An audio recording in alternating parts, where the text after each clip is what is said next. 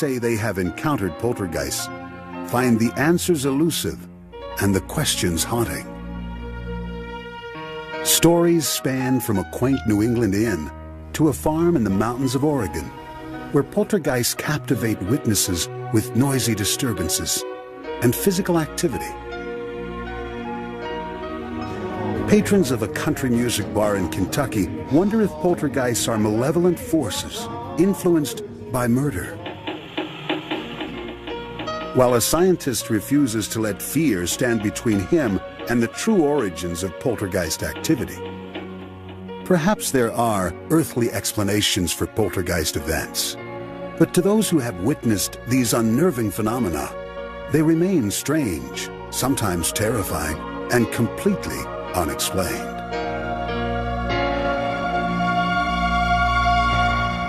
Johnstone's Inn lies in the countryside village of Ashland, Massachusetts, 30 miles southwest of Boston. It appears to be home to poltergeists, noises and movements that some think are caused by ghosts. It was here in March of 1976 that Robin Hicks' view of the world changed forever. The inn's attic used to contain apartments, where Robin spent nights with his wife. On this night, they heard strange noises. And it was a little girl bouncing a ball. La la la la la la la la la la, brrr, down the hall.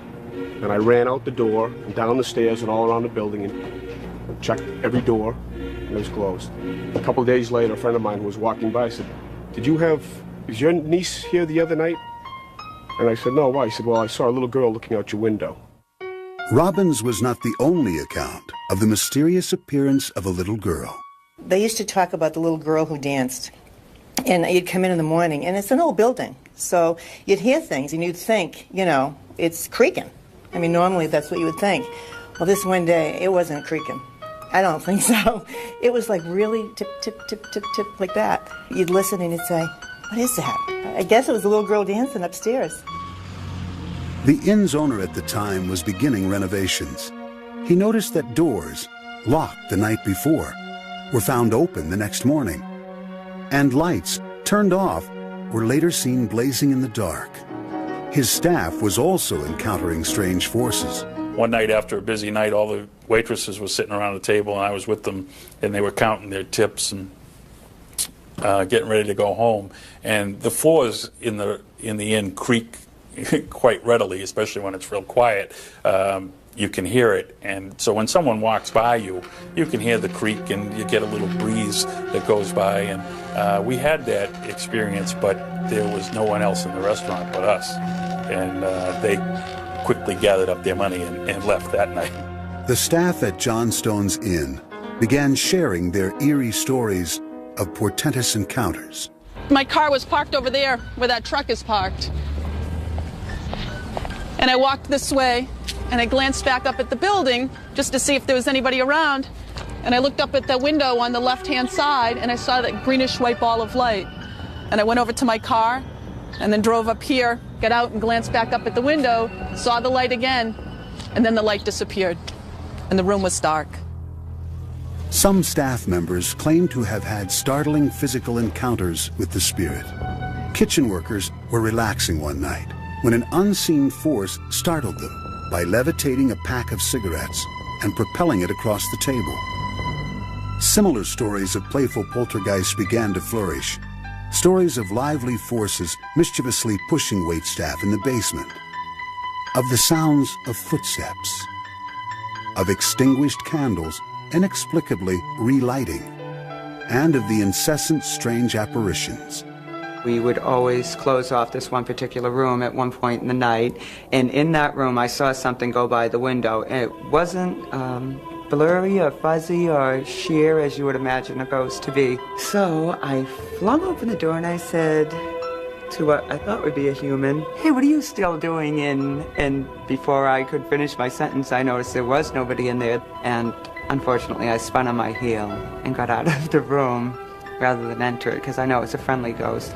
Not everyone would assume that the ghosts here were friendly. The inn's history, well known in the area, is steeped in murder and deception. Captain John Stone built the inn in 1832 His patrons were young railway workers with little else to do except drink and gamble. This often led to violence, and legend has it that Stone himself killed a traveling salesman during a card game and buried his body in the basement. Stone and the salesman are said to be two of the spirits who have haunted the inn ever since. The inn has seen its share of tragedies, including the deaths of two people who were killed on the nearby railroad tracks. One, a former manager, and the other, a little girl, both of whom are said to be haunting the inn. You know, instead of just calling them ghosts, I feel like I understand them a little bit more. And I also understand that they're very dangerous. We used to take them very lightly because we didn't understand what they were before. And we had a lot of fun with them. But now I think of them in a more serious nature, and that they really shouldn't be fooled with. They're very powerful and very dangerous things. Spiritualist Raphael Bibbo, intimately familiar with the inn's history and structure, feels that the sheer number of reports of poltergeists at the inn are enough evidence to conclude that paranormal activity is present. And with so many people who have had these experiences, one cannot say that 75% of the public is paranoid or has got some problems with them, because there are a lot of credible people who have experienced, felt, seen, touched, and so you have to go on that basis that something must exist, something has to exist. Unlike the apparitions associated with hauntings, poltergeists are phenomena involving real-life physical activity. Is the building itself a source of these activities? The inn, the thing that first caught me right off was that it's only about 50 or 100 feet away from the railroad tracks, and that's going to cause some pretty serious shaking of that building. Could the force of a passing train last long after the train has left, resulting in residual vibrations in the building? Could these have a significant impact on old walls and floors, resulting in unexpected sounds and movements? When there is movement between a beam and a post, for example, it will make a noise. Also, as it expands and contracts, the boards sitting on top of the beams will creak. They'll make noises. There'll be noises like clunks and bangs and things like that that can easily be translated as footsteps. Local historians point out that there is nothing in their records indicating any kind of paranormal reports at the inn since it was built. Well, as you learn in stuff like this, there's so much hearsay. As far as the paranormal stuff, no, there are no written records in town of anything unusual, except possibly we research where a young girl was killed by the train. That might be attributed to the ghosts they talk about. Most of the people who visit or work at the inn are aware of its history of alleged hauntings and poltergeists. Are they simply misinterpreting a natural occurrence as a paranormal experience? When you do a magic trick, there is the way the trick goes in real life, and then there is the way that the people remember it. So when they remember something, it's much better than it ever was when it was performed. And it's the same type of thing, I believe, with sightings and paranormal activity like that. If you're in a receptive state of mind already to begin with, you will believe it. You will look for things and make connections that may or may not be there. Whether the poltergeists are real or not, one thing is certain.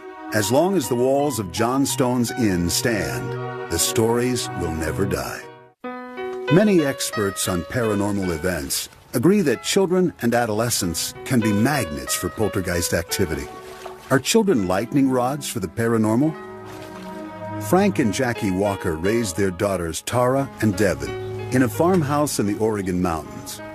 The Walkers' home, nestled in Kings Valley, lies on property once owned by its namesake, Isaac King, who was found shot to death in his barn in 1866.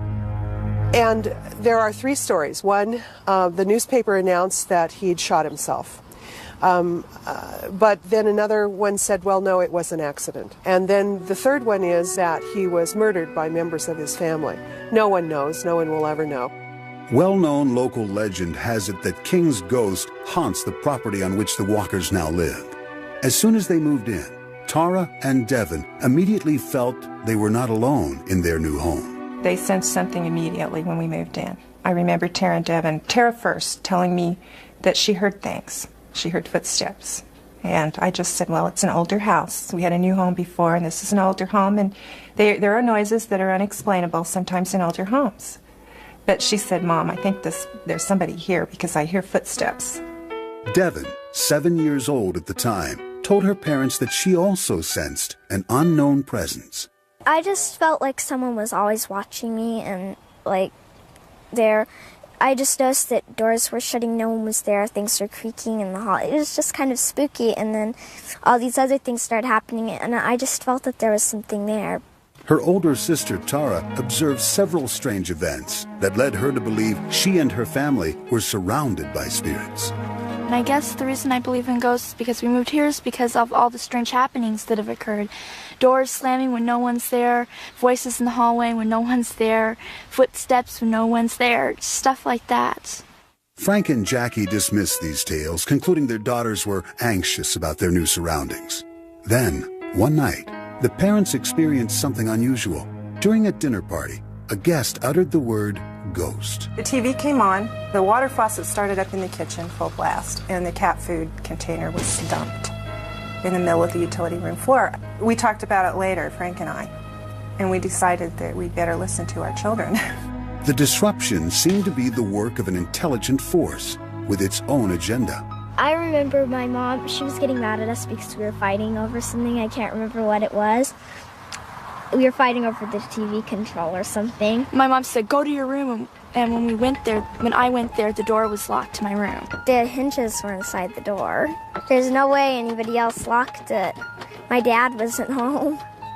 The mischievous actions of the poltergeist seemed to reveal a prankish sense of humor. One day, Frank discovered that a critical document he needed for work was missing. The Walkers searched the home and office frantically until it turned up in a very unlikely spot. It was stacked underneath two other boxes, and lo and behold, the report was on the top of that box. And none of us had taken it over there.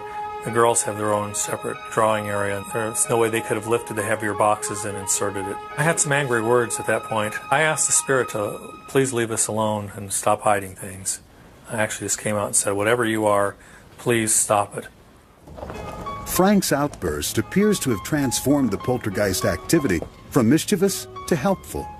Suddenly, it was opening the gate at the farm's entrance for approaching cars and unlatching deadbolt locks on doors for Frank when he had forgotten his keys.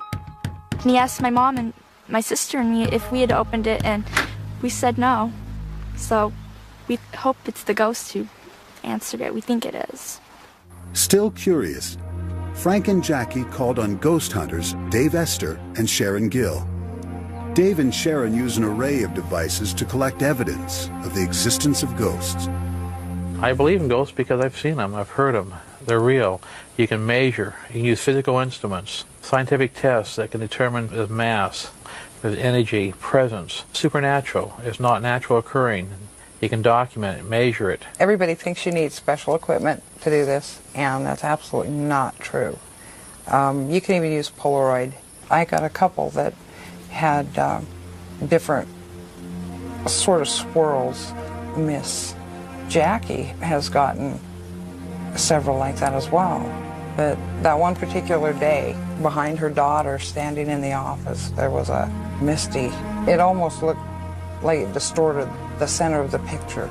Dave and Sharon felt that the combination of photographic evidence, thermal readings, and the first-hand accounts were proof that a spirit was present. Because the idea of having a resident spirit was initially unsettling to the Walkers, Dave and Sharon talked with them about their concerns. They felt very comfortable with us. They started watching for things and noting things that were happening and realized that they were not malevolent in nature. They were being more protected than anything.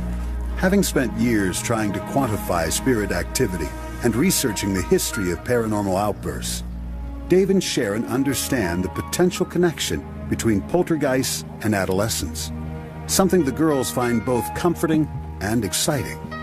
According to the ghost hunters, at least I think that's what they said, is that kids can sense the entities better than grown-ups. Is there truly a relationship between poltergeist activity and adolescent children?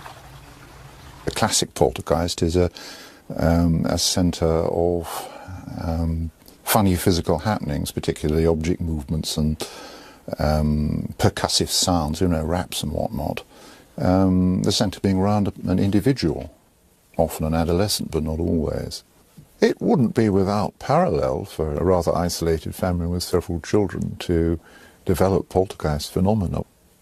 Now, whether the emotional state triggers it off at the beginning in some way, and then when it happens adds to it and feeds backwards and forwards, we don't know.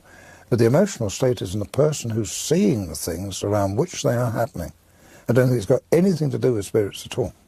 Poltergeist researchers feel that the emotional turmoil of adolescence can generate enough psychic energy to trigger poltergeist activity.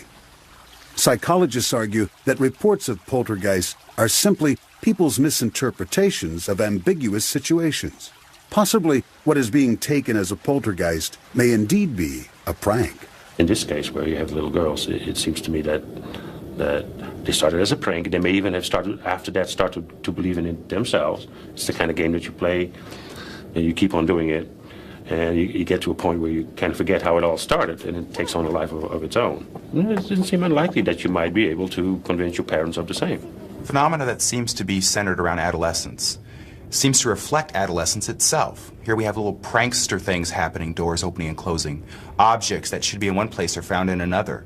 And we have to ask ourselves, is this really the action of a ghost or more of the action of the adolescent? Another explanation is more mundane. The plumbing is noisy. Old plumbing systems in particular, but plumbing systems in general, can transmit voices. It is not unusual for people in single-family homes, for people in one home, to hear voices of their neighbors coming through a plumbing system. There is also a scientific explanation for the strange way the Walker's Gate at the farm's entrance occasionally opens when a car approaches it. As the wind tries to go around a solid body like a car or a building or something like that, the wind sort of piles up behind it, and as it tries to go around, it speeds up. So if you drive up to something like a gate, the wind coming around the car will speed up, and that can put more force on the gate and cause the gate to have the appearance of opening up automatically. The Walkers still believe they are at the center of paranormal activity, and the girls, for their part, strongly defend their beliefs. I would say, if you think I'm nuts, then you can come over to our house and you'll think you're nuts too.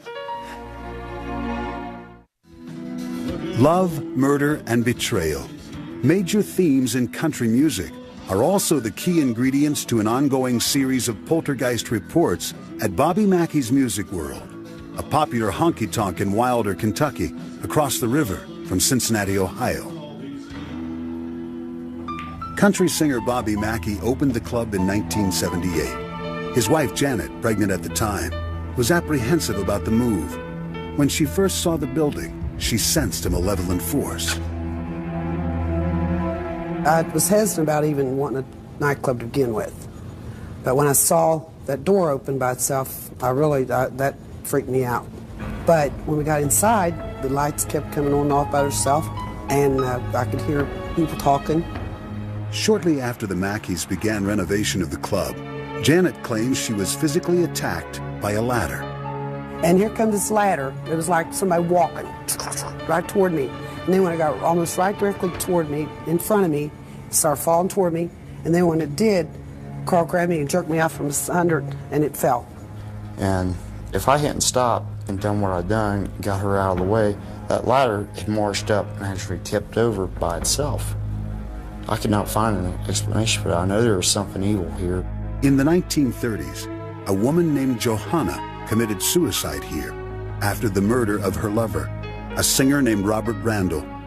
Local folklore held that she haunted the building, searching for her slain lover. Intrigued by all the reports of this evil presence, author Doug Hensley began researching the Mackey story and discovered information about club owner Bobby Mackey, linking him to the ghost of Johanna.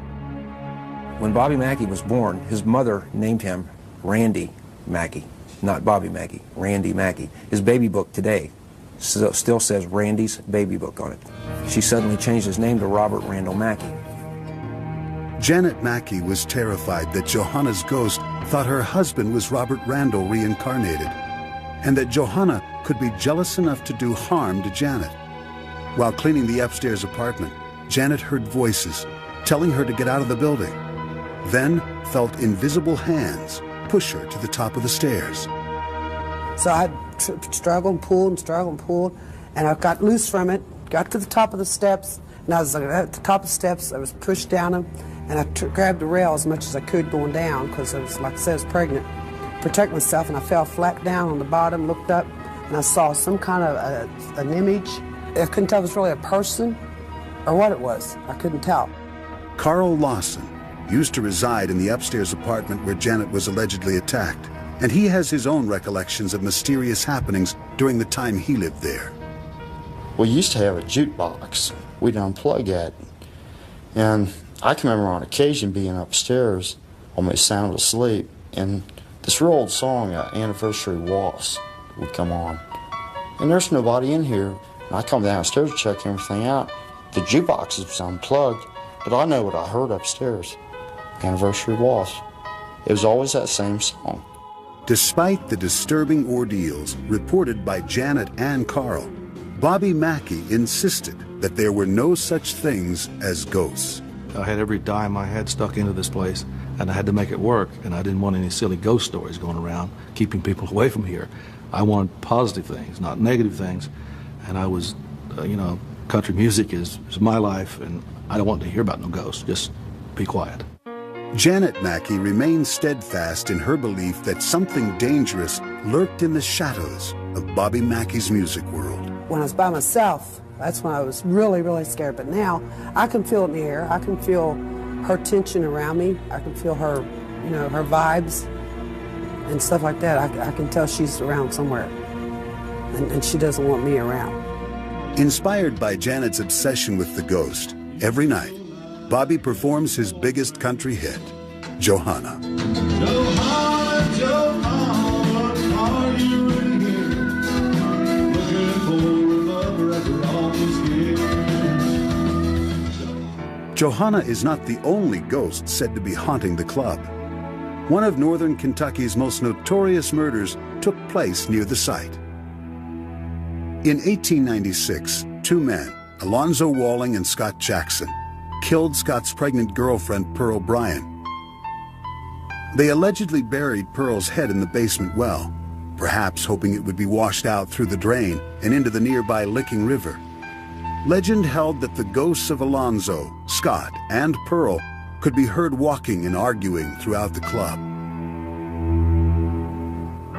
Bobby Mackey's chief of security thinks he once heard one of their arguments while investigating a possible burglary with a fellow officer. Sensing voices coming from behind the stage, he moved in to see who was there. So the officer on the left got up on stage, went through the door. I came to the right, went through the other door. We checked. There's no one behind that stage.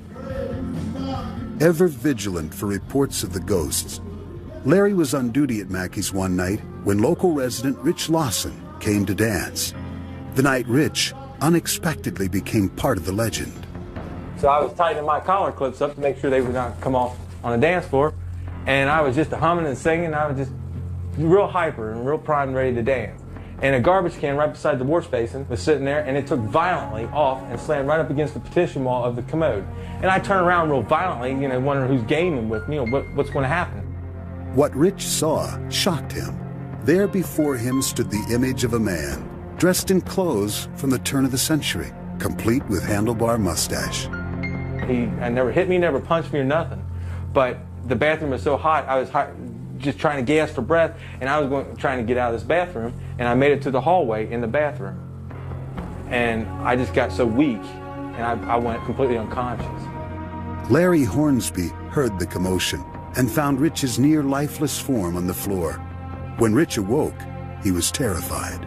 He said he seen a figure of a man wearing a big trench coat, like back in the old days, a mustache. When shown photos of Alonzo Walling, Rich recognized him as the man he had just seen.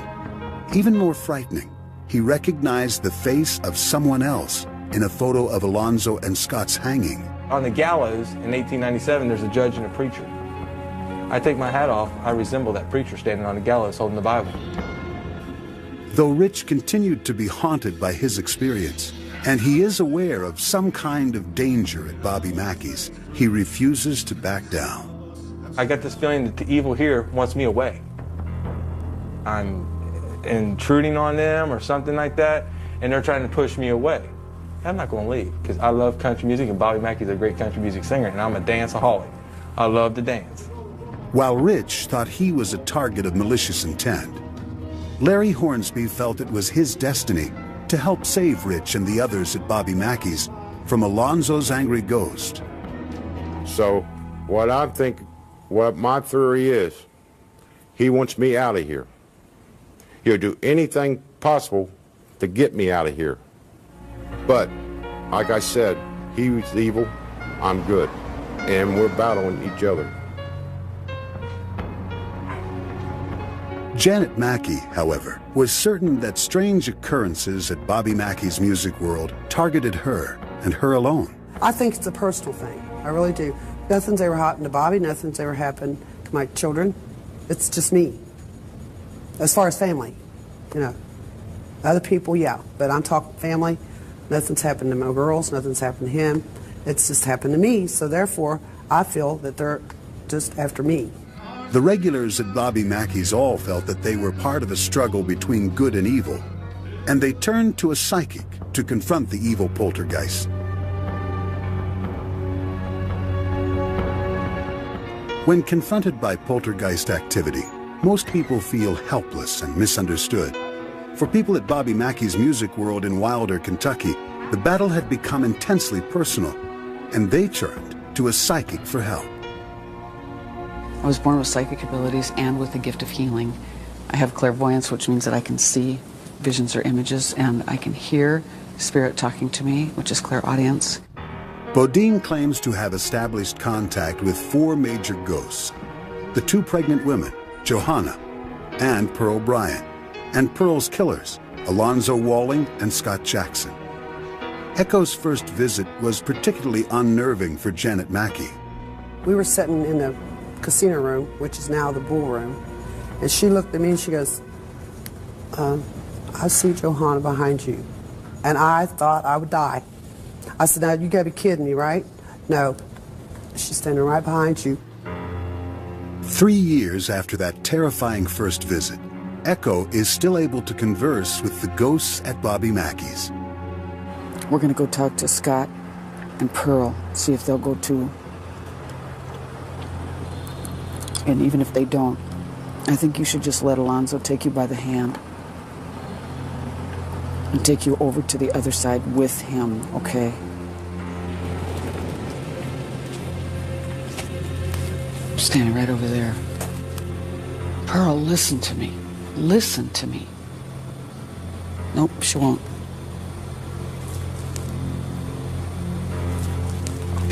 Scott, can you listen? You guys do not have to stay here. No, you do not have to stay here.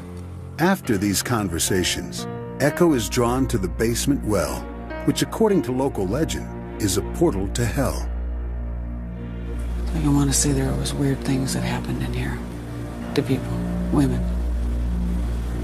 Not very good things. A lot of real crazy thinking.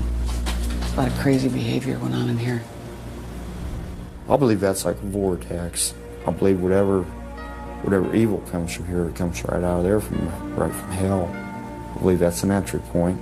I believe if that well was dug up, we'll find a lot more, evidence of a poltergeist type of activity. In an effort to relieve the worried minds of the Mackey owners and patrons,